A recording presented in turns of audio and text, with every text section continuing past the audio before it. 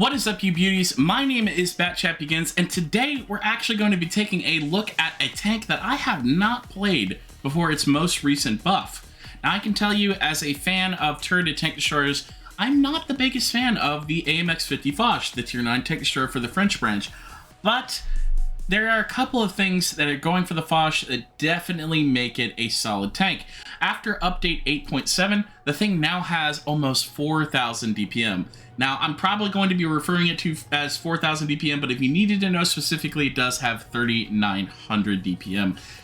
Now, because I like to play the Foch more aggressively, because it's not the best sniper in the world, you know, 0.317 accuracy, kind of average pin. Like, if you take a look, even with calibrated, you barely get above medium tank pin in tier 10 for your premium ammo. Because of those issues, I like to run the Foch rather aggressively, meaning that I've got rammer on it, you know, vertical stabilizers and gun laying drive in order to keep the aim time as low as it can go, and it's still not that great, sitting in at about 3.8 seconds.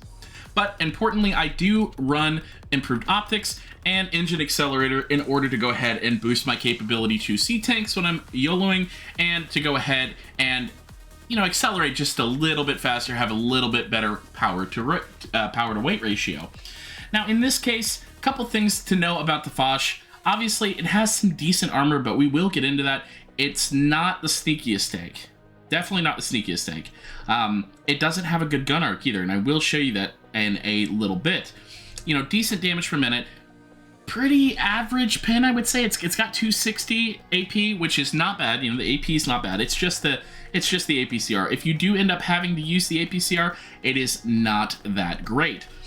Now, the high explosive is pretty ineffective. You know, wouldn't recommend using that too often, just because you only have 65 mils of pin.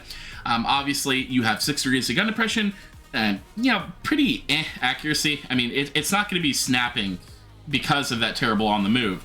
And it does only turn 10 degrees to the left and 10 degrees to the right. Unfortunately, not a tortoise, you know, it doesn't have that ridiculous gun arc, and because of that, this thing can miss some shots on the move. You know, when you're aiming at somebody and they just go just outside of your gun arc, your tank, like, flips to the side and automatically your aim circle is completely screwed over by that. That does happen pretty often in the Foch. As you can see, guys, now we are on to armor inspector. Just going to take a look at the armor just a little bit. As you can see, with the Foch, you can turn it 10 degrees to the left, 10 degrees to the right. It's not the best gun arc in the world. You know, the tortoise can turn almost double this, which is ridiculous. But the nice thing about the Foch is because it has such good frontal armor, you can bait out shots from mediums at your same tier or higher. It's got pretty decent frontal armor. The only problem is when they start to load heat, and if you're positioned, you know, on flat ground, it's not looking so hot for the Foch here. Obviously, the lower plate, even with APCR, is pretty easy to pin. Don't give anybody your sides, because if you give people your sides, they are going to HE pin you very, very easily, unfortunately, as you can see. Definitely not the best thing to do. So you want to try and keep people in front of you, and you want to try to bait them out with that armor. Now, this is a great bully against, you know, same tier heavy tanks, lower tier heavy tanks, you know, same and lower tier mediums and higher tier mediums. But the problem is when you start to get into the tank destroyers at tier 10, because they don't care. They don't care what kind of armor you have, because all they'll do is just literally butter right through it. Even if you're angled pretty well, all they'll have to do is switch to heat, and your armor is pretty much a joke at that point. If I go to try and hit somebody, as you can see, if I tried to shoot the object 268, I'm just going to get buttered there. So the most important thing to do with the Foch is what I'm going to show you in the replays today, which is just use your teammates as distractions. If you can, try and stick with your teammates as much as possible. And we're going to try and illustrate that here in Blitz for you today. So let's go ahead and get into the first replay, that replay being on False Creek here in the Foch. As you can see, I'm platooned up here with a friend of mine from the Void Clan. His name is Reaction, and we are going to go ahead and be fighting a pretty decent platoon on the enemy team there in the Mill 2 and the Object 84. So the biggest thing for me is I want to be close and brawling with this tank, because if I'm chancing it at range, I'm most likely going to miss. I might not have the pin to pin a hull down heavy tank. Even at tier 8, it might be a little bit difficult to pin a hull down heavy tank, especially a Mills, a Mill 1, and Mill 2. Definitely could be a bit difficult. So what I'm going to do is, instead of chancing it on the heavy side, I'm just going to send it. I'm going to full send it to the A side, help my mediums clear those 3 light tanks, because those are some fairly easy light tanks to bully. A T-49, a RU-251. They do have an Object 84, And I did want to try and get him out of the game if I could. I'm not going to intentionally throw my game to go ahead and get him out, but if we can rush it, it'll be a pretty easy win for us. Now at this point, I saw the object kind of moving to the left, which made me think that he was leaving, and I wanted to go ahead and take this position as soon as possible, because obviously our heavies are getting bodied. But it looks like he does end up staying, so we're going to try and get some of this DPM out on these tier 8 light tanks. And the 49 is not having a good time. He does fail pin the HE and ends up only doing about 100 or so damage. But me and my platoon mate are just wrecking people. You know, we got 900 or so damage into the 49. We ended up with just about, I want to say 800 or so into the T49. So me and my platoon mate are doing a good job of clearing this flank. And so with that done, all of the light tanks on this team are taken out. We're just going to go ahead and, because the Yo is going to go down soon, we're going to try and position ourselves to be able to counter anything that they do. So if they come out of C, we're going to be positioned here in this bush to go ahead and take advantage of that. If they do charge down that little hill, as you can see right there in front of the house, we'll be able to farm them there with that 4,000 DPM. So at the moment, we want to play patient. We have 5 people, they have 4 people, so it's our advantage. It's our game to lose. So because of this, and as you can see, I'm not positioned well here. If the Emil had poked out, I'm on a hill that's pointing my armor down, and as we've seen in Armor Inspector, if you are pointed down with the Foch, it's only got 180 frontal armor. So if you are pointed down, your effective armor goes down by a lot, and you'll basically be able to get pinned by whatever is shooting at you, even if they have very poor pin, because there's not a tier 8, 9, or 10 in the game that has 180 standard pin. And even if there was, they could just load premium. So at this point, the Glacial is dead, and I'm just talking with the guys on the enemy team, telling them that I've kind of got mixed feelings about the Foch. Even though I am a TD player, I do feel like the Foch has some significant downsides, that being the gun arc, the accuracy on the move, and the kind of not as reliable armor. I mean, it's something. You do have armor, but it's not incredible. So at this point, we go ahead and take out the T-34, and we're just mopping up. Another example of the AMX Foch's really kind of mediocre gun. You know, if that shot had mattered at the end of the game and I had bounced that, would have been a little pissed. So if you're looking for consistency and win rate, this might not be the tank, but man, it's a good time to play. It definitely does have some pretty solid DPM. So we go ahead and take down a victory here in the first game there on Falls Creek.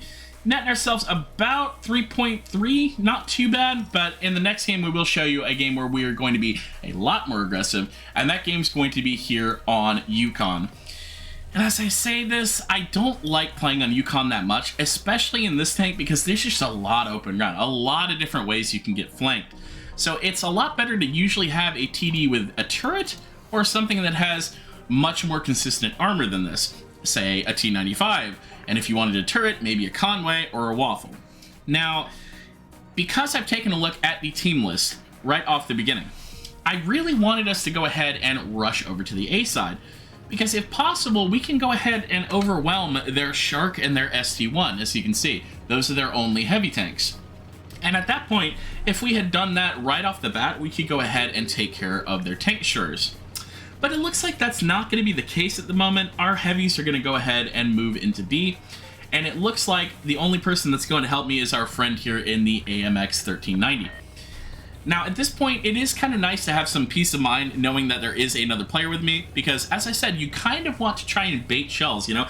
If they're not paying attention to you, you can shoot them, and then you'll reload quicker than they reload, just because of how much DPM you have. That being in mind, definitely don't want to throw this game on cap, so going ahead and taking cap A just to make sure that we stay at least even with this team. So at this point, we've seen that their ST1 and their Shark are there at the C cap. Gonna go ahead and get a very, very nice sap into the Shark. As you can see from the earlier game, the Foch does have some consistency problems when it comes to on-the-move firing, as you can see with that Emil, whose side I bounced for absolutely no reason beyond it being the Foch. And this is another great example. The tank does not hit fully turned snaps. It just doesn't. So instead of chancing it, I would definitely say, like, make sure to position as comfortably as you can to where you can hit them when they're reloading, or potentially flank them and get them on the reload, and they're like focusing your team. So in this case, like with the ST1, he's shooting at our IS-6. I have all the time in the world to make these shots count.